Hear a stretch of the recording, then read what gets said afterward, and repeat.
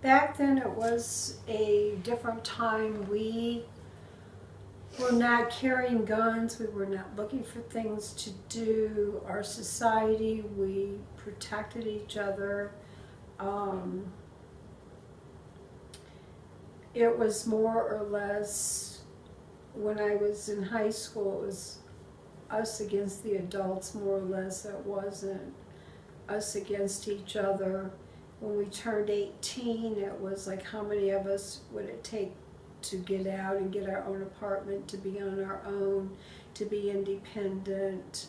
It was just a whole different world. So as far as coming home and having something happen to my parents, I think at that time it probably would have just totally devastated me, because that wouldn't have been anything to even think about or anywhere in this equation. Right. What's the first thing you would have done if the building you were in was attacked, like, and you guys were hiding in the hotel, but, like, people started, like, throwing things at it or trying to come in and kill you guys? Like, what's the first thing you thought or think you would have done? There were so many police around, I don't think I would have had to do anything, because when they would take us from the building to the hotel, there would be about 6 or 7 of them surrounding me. There were carloads of them. The 2 floors, I do believe it was 2 floors that we stayed on, there was police outside of every door.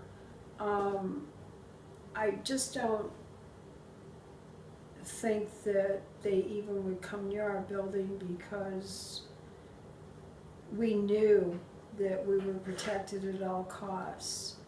Right. Do you wish this never happened? Like, do you wish, like...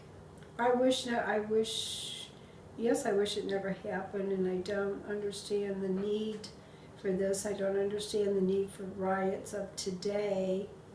I think there's a better way of handling things, because nothing really good came out of this except hard feelings between the different cultures.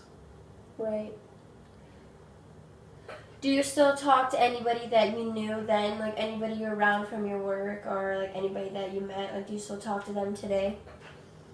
No, because I got married in February of '68, and at that time, if you were married, I got married and moved to Florida, so it was kind of losing contact.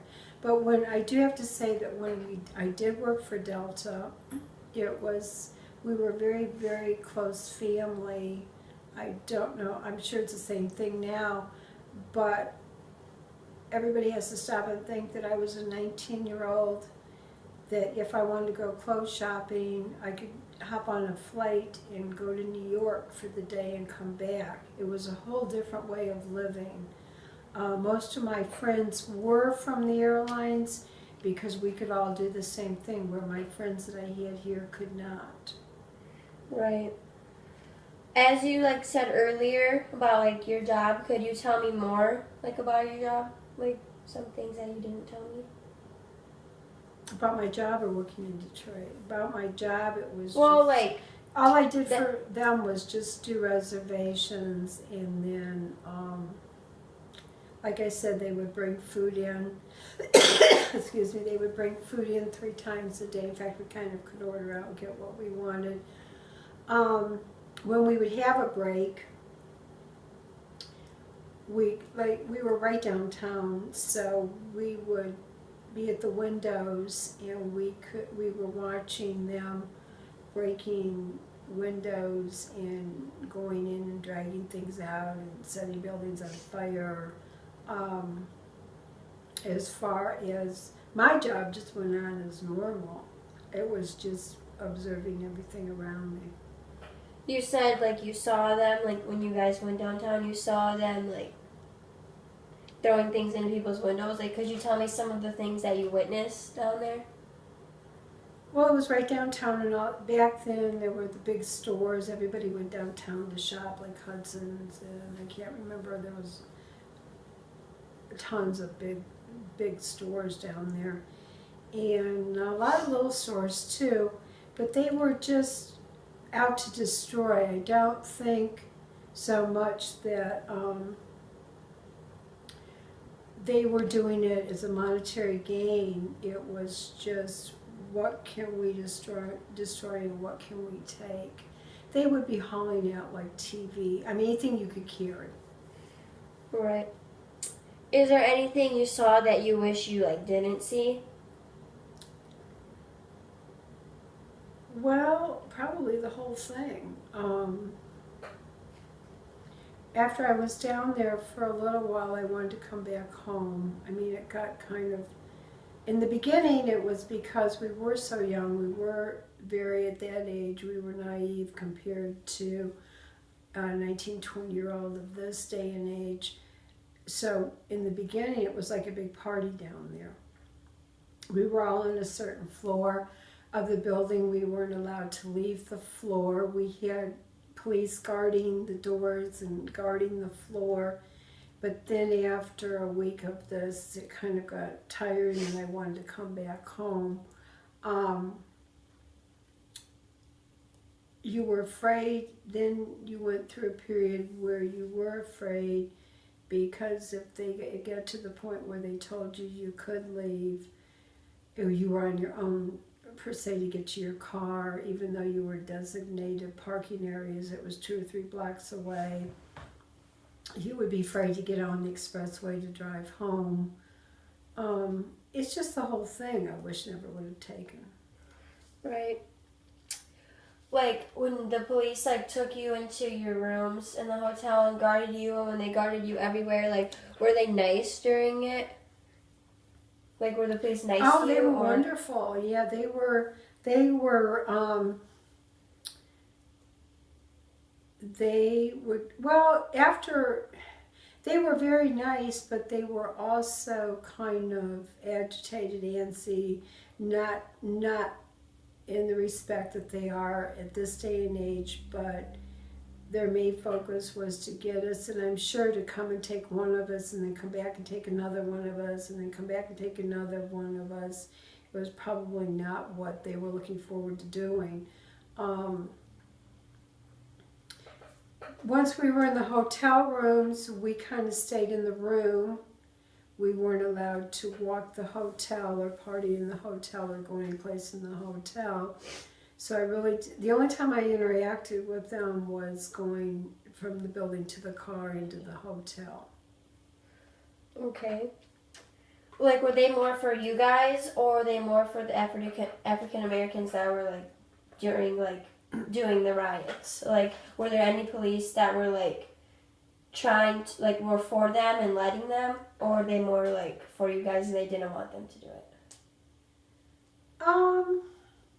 I think it got to a point to where it was kind of overwhelming, and I really didn't see a lot of police go in to try to take over to stop them. I think it got to a point where it was just, okay, we've crossed the line and they're going to do this.